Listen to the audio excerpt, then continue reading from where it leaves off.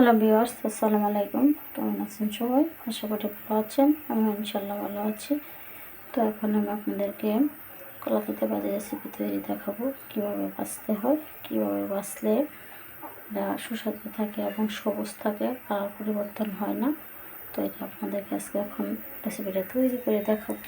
তখন এখন আমি তেলে পেঁয়াজ কুচি দিয়ে দিই। পেঁয়াজ কুচি দিয়ে দিলাম।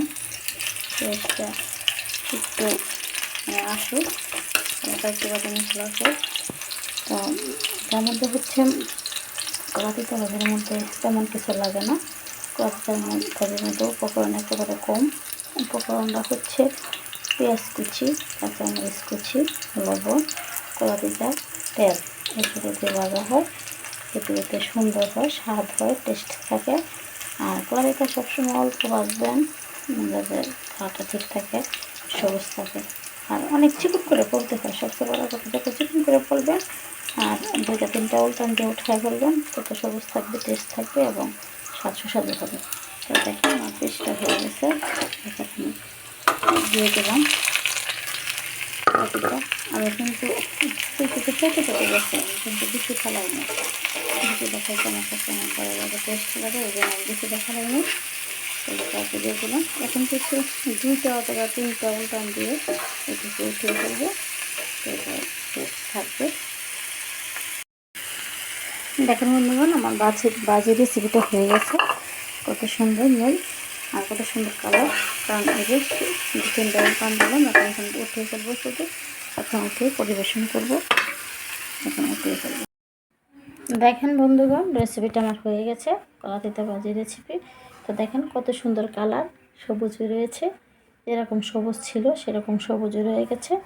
তো এটা সবুজ থাকার কারণটা হচ্ছে যে এটা আমরা যত চিকন করে ভাজবো তত সুস্বাদু হবে। আর চিকন করে ভেজে আমরা তেলের মধ্যে পেঁয়াজ কুচি দিয়ে হালকা নিয়ে তারপর 2-3টা উল্টান দিয়ে শুধু উঠিয়ে ফেলবো, তখনই সবুজ থাকবে এবং সুস্বাদু লাগবে। তো দেখেন এটা লাল দেখা যাচ্ছে, লালটা হচ্ছে বিচি। আমি এটা ফালাই নাই, কারণ বিচিটা খাইতে আমার কাছে ভালো লাগে, এই জন্য আমি বিচিটা রেখে দিয়েছি। তো দেখেন বাজারের রেসিপিটা হয়ে গেছে। তো এভাবে আপনারা ভাজবেন, ঠিক আমি যেভাবে বললাম সেভাবে। উপকরণটা হচ্ছে একেবারে কম, আবারও আমি বলে দিচ্ছি, শুধু কাঁচামরিচ কুচি, পেঁয়াজ কুচি, লবণ, তেল, এটুকুই, আর কিছু দিবেন না।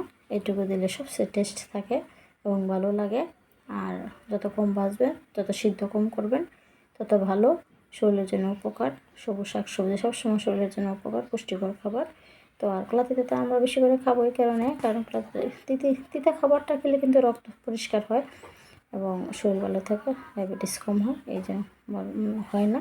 এই জন্য আমরা সবসময় তিতা খাবারটা প্রতিনিয়ত রাখবো একদিন। তো আমি প্রত্যেক দিন একবার ভাজি করি, প্রতিদিনই আমার নিত্য খাবার এটা।